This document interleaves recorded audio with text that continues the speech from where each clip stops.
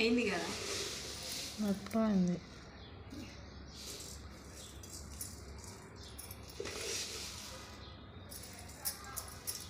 పిల్లలు స్కూల్కి పోయి వచ్చినాక ఏమైనా చేసి పెట్టాలంటే ఊరికే షాప్లో అవి ఇవి కొనియకుండా గోధుమ పిండి దీంట్లో చక్కెర వేసుకొని మంచిగా కలిపి బిస్కెట్లు చేసుకుంటే బాగుంటాయి. నేను చేసి చూపిస్తాను.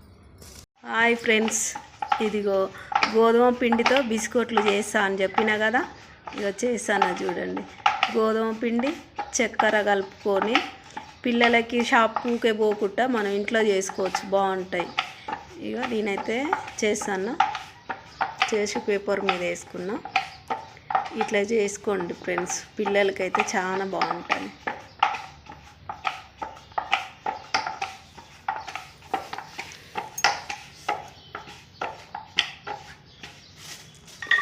కొంచెం కలిపేటప్పుడు గట్టిగా కలుపుకోవాలి, లేకపోతే చక్కెర కదా మెత్తగా వస్తూ ఉంటుంది.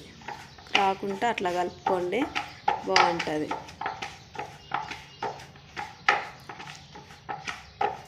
అయిపోయిందా? మా దగ్గర షాక్ లేదని చెంచాతో కోస్తాను. చెంచా కానీ షాక్ కానీ ఇక అట్లా కట్ చేసుకొని పిల్లలకి చేసి పెట్టుకోండి ఫ్రెండ్స్, బాగుంటాయి.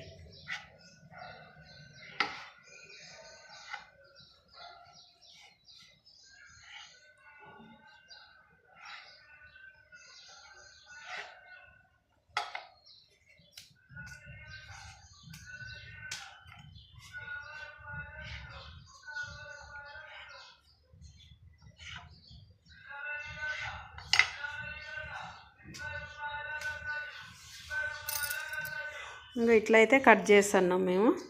మాట్లాడుకుంటా నేను తీస్తాను. హాయ్ ఫ్రెండ్స్, ఇదిగో పూరీలతో బిస్కెట్లు చేస్తా అని చెప్పినా కదా, కాలుస్తాను చూడండి. అట్లా తాల్చి ఇట్లా కాల్చుకుంటే మస్తు వస్తాయి.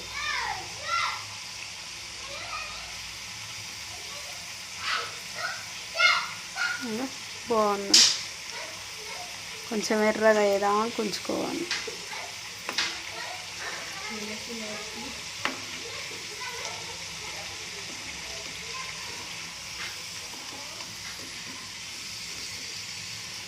ఎర్రగా అయితే వారం రోజులున్నా నెల రోజులున్నా ఎక్కడ ఖరాబ్ కావు, స్వీట్ కాబట్టి ఊకే షాపులకు పిల్లలకు పంపించకుండా ఎప్పుడంటే అప్పుడు పిల్లలు తినచ్చు, బయటికి ఎటన్నా పోయొచ్చి మనం కూడా తినచ్చు,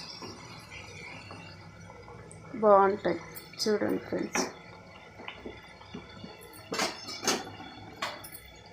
ఇట్లా ఎర్రగా కాగానే తీసుకోవాలి.